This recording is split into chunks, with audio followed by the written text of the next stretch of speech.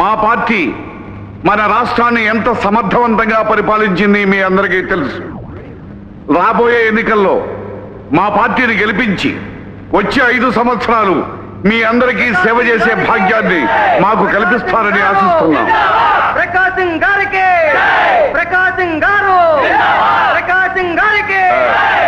మన పార్టీ అధినేత మన ప్రియతమ నాయకుడు ప్రకాశ్ సింగ్ గారు వచ్చారు.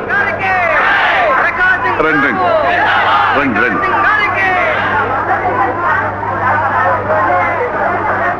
కేంద్ర ప్రభుత్వం రాష్ట్రాలను చాలా చిన్న చూపు చూస్తోంది. తమ పార్టీ గెలవని రాష్ట్రాలపై సవతి తల్లి ప్రేమ చూపిస్తోంది.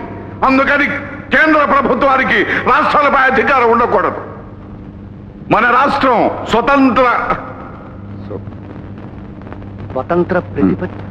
మన రాష్ట్రం స్వతంత్ర ప్రతిపత్తి గల రాష్ట్రంగా వర్ధిల్లాలి అంటే మీ అందరూ మా పార్టీనే గెలిపించి తీరాలి. మీ అందరికీ మరొక్కసారి మనవి చేసుకుంటూ మీ దగ్గర సెలవు తీసుకుంటున్నాను.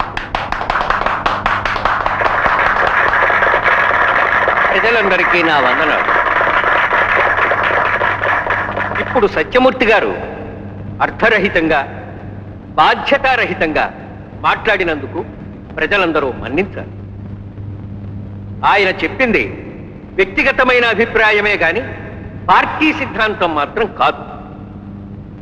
ఏ రాష్ట్రానికి ఆ రాష్ట్రం విడిపోతే దేశం ముక్కలు చెక్కలవుతుంది. ఈ ముసలాడు ఒకడు మన ప్రాణానికి. అందరి ముందు నా మాట కాదని నా పరువు గంగలో కలిపాడు. ఆ గంగలో కలిపితే బాగానే ఉండేదండి. ఏకంగా తీసుకెళ్లి సైడ్ కాలువలో కలిపాడు. అయినా ఆయన మాట్లాడే సభల్లో మీరు మాట్లాడే ఎందుకు చెప్పండి? మనం మాట్లాడే సభల్లో సింగిల్ గా అయితే మన పరువు ఫోకస్ లో ఉండేది.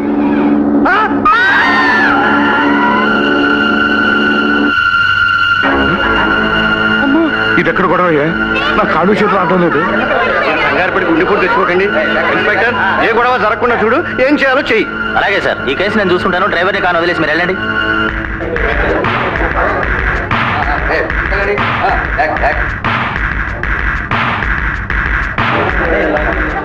మిస్టర్, ఎవరి ఫోటోలు తీసుకోవు? ముందు చేయి. మేం కట్టే పన్నుల్లోంచి జీతాలు తీసుకునే మనిషివి నువ్వు. మర్యాద ఇచ్చిపుచ్చుకోవటం నేర్చుకో. ఎవరా నువ్వు? నేను ప్రజల్లో ఒకరిని. ప్రజలకు నిజాలు చెప్పే పత్రికా విలేకరిని, జర్నలిస్ట్ జమదగ్నిని. చూడు విజయ్, నీకు మంచి మాట చెప్పనా? మనిషి చూపెప్పుడు చుక్కల మీదే కదయ్యా, కాస్త కింద కూడా చూస్తూ ఉండాలి. మూడో కంటికి తెలియకుండా నీకేం కావాలన్నా ఇలా వస్తూ ఉంటాయి. నాయకుడు అన్న మాటకు విలువ లేకుండా పోయింది మీలాంటి వాళ్ళ వల్లే. పైకొక రూపం, పైకొక మాట, కింద నుంచి చేసేవన్నీ వేరు. నన్ను ఆశ పెట్టి ఆపాలనుకోవటం, ఖరీదిచ్చి కొనాలనుకోవటం మీ దురాశ. వస్తాను. భారత్ పార్టీ నాయకుడు ఏం చేస్తున్నాడు? నిద్రపోతున్నాడా? ఆ పార్టీ భవిష్యత్ ఏమిటి అని హెడ్డింగ్ పెట్టండి. ఒక ప్రముఖ నాయకుడు కళ్ళు మూసుకుపోయి యాక్సిడెంట్ చేస్తే అది ఏ పెద్దల దృష్టిలోకి ఎందుకు రాలేదు? సొమ్ము కోసం అమ్ముడుపోయి తలలు దించుకున్న అధికారులు, తల ఎత్తుకోలేక నోరు తెరవలేక బ్రతుకుతున్న ప్రజలు, నాయకులకు చేతులు కట్టుకుని సేవలు చేసే చట్టం అంతా పట్టించుకోకపోవచ్చు. భారత్ పార్టీకి అతి ముఖ్యుడు, పార్టీకి ప్రాణమైన ప్రకాశం గారు ఆ పార్టీ సభ్యులు చేసే అన్యాయాలను ఎందుకు పట్టించుకోవటం లేదు? పార్టీ నాయకుడు ప్రకాశం గారు నిద్రపోతున్నాడా? ఆ పార్టీ భవిష్యత్తు ఏమిటి? ఎలక్షన్ల ముందు మన పార్టీ మీద అల్లరేమిటండి? మన పార్టీ నాయకుడు ప్రకాశం గారు ఏం చేస్తున్నాడు? నిద్రపోతున్నాడా అని హెడ్డింగ్ కూడా పెట్టాడు చూడండి. అవును, మరి మన పార్టీలో ముఖ్యుడైన సత్యమూర్తి కారు యాక్సిడెంట్ చేసి 2 పిల్లల ప్రాణాలు తీసింది చాలక అది డ్రైవర్ మీదకి తోశాడు. ఇలాంటి వాళ్ళని పార్టీలో ఉంచుకున్నానంటే నేను నిద్రపోతున్నట్టే కదా. ఆ రాతలన్నీ అబద్ధాలు సార్. ఈ ఫోటో కూడా అబద్ధమేనంటారా? ఫోటోనే ఉందండి. ఫోటోల్లో ఎన్నైనా తంత్రాలు కుతంత్రాలు చేయొచ్చు. ఇదిగో ఈ ఫోటో చూడండి. దీనిలో మీరు చెమ్మల్ వ్యాలీ డకాయిట్ పక్కన నిలబడ్డారు. అన్నంత మాత్రాన మీరు డకాయిట్ కింద లెక్క. ఈ ఫోటోలోళ్ళు, పేపర్లోళ్ళు మన ఎక్స్పార్టీ వాళ్ళ దగ్గర డబ్బు తీసుకుని మనల్ని అరెస్ట్ చేయడానికి ఇలాంటి పిచ్చి పిచ్చి పనులన్నీ చేస్తుంటారండి. మీరెన్నైనా చెప్పండి, మన పార్టీ పరిస్థితి మాత్రం ఏమీ బాగుండలేదు.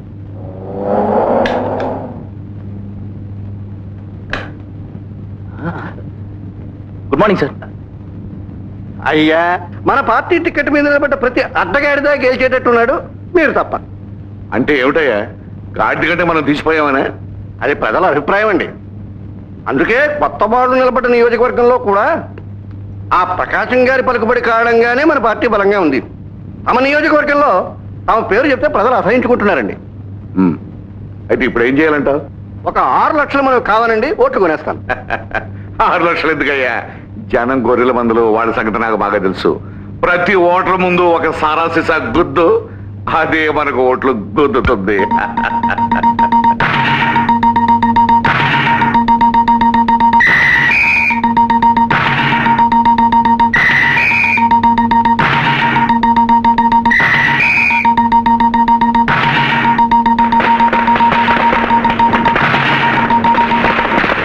ఎలక్షన్లో గెలిచిన భారత్ పార్టీ మంత్రివర్గాన్ని నిర్ణయించుకునేందుకు ఈ రోజు తమ పార్టీ కార్యాలయంలో సమావేశం కాబోతున్నారు.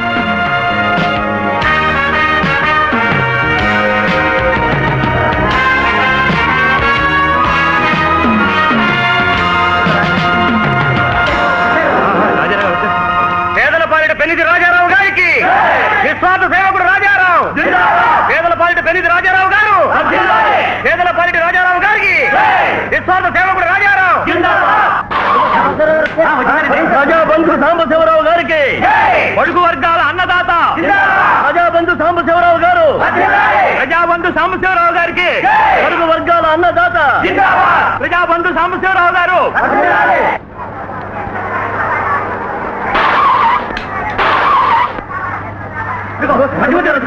ప్రజానాయకుడు సత్యమూర్తికి, సమతావాది సత్యమూర్తి, ప్రజానాయకుడు సత్యమూర్తి, ప్రజానాయకుడు సత్యమూర్తికి, సమతావాది సత్యమూర్తి, ప్రజానాయకుడు సత్యమూర్తి.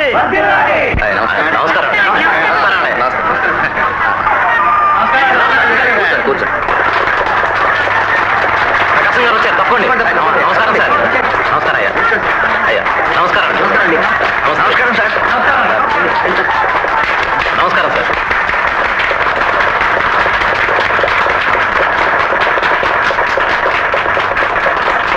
దయచేయండి, కూర్చోండి సార్.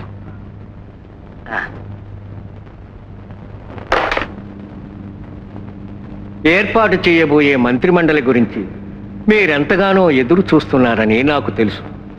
ఏ దేశ భవిష్యత్ అయినా యువకుల మీదే ఆధారపడి ఉంటుంది. కనుక ఇక మేము, మాతో పాటు వయస్సు మళ్ళిన వాళ్ళు పక్కకి తప్పుకొని ఈ రాష్ట్ర బాధ్యతని యువతరానికి అప్పగిస్తే బాగుంటుందని నా అభిప్రాయం. అస్తమించే మేము పార్టీ పనులు చూస్తూ యువతకు సలహాలు ఇస్తూ ఉంటాం. యువరక్తం రాష్ట్ర భవిష్యత్తును పరిపాలిస్తుంది. అయ్యా, ముసలాయన వ్యవహారం చూస్తూ ఉంటే మనకి మంత్రి పోస్టు కాదు కదా, పంట్రోతు పోస్టు కూడా దక్కేయట్లేదండి. ఆయన గారి మంత్రివర్గంలో ముసలి రక్తం పనికిరాదట, యువక రక్తం కావాలట. యువ రక్తం ఎలా వస్తుందయ్యా? ముసలి రక్తమే వస్తుంది. ఎలాగండి? ఎలాగా?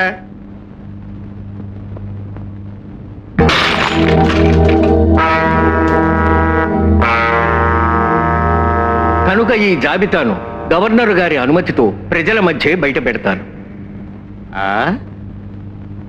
అర్థమైందండి, కానీ రక్తం రాలేదండి. వస్తుందయ్యా, రక్తం వస్తుంది, రాజ్యం మన చేతిలోకి వస్తుంది.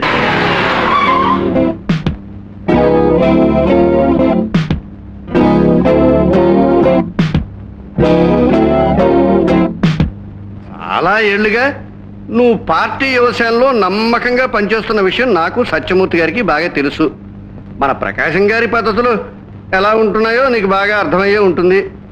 ఆయన మంచితనం పేరుతో ఏనాడైనా రాష్ట్రాన్ని తీసుకెళ్లి సెంటర్ తాకట్టు పెట్టినా పెట్టేస్తాడు.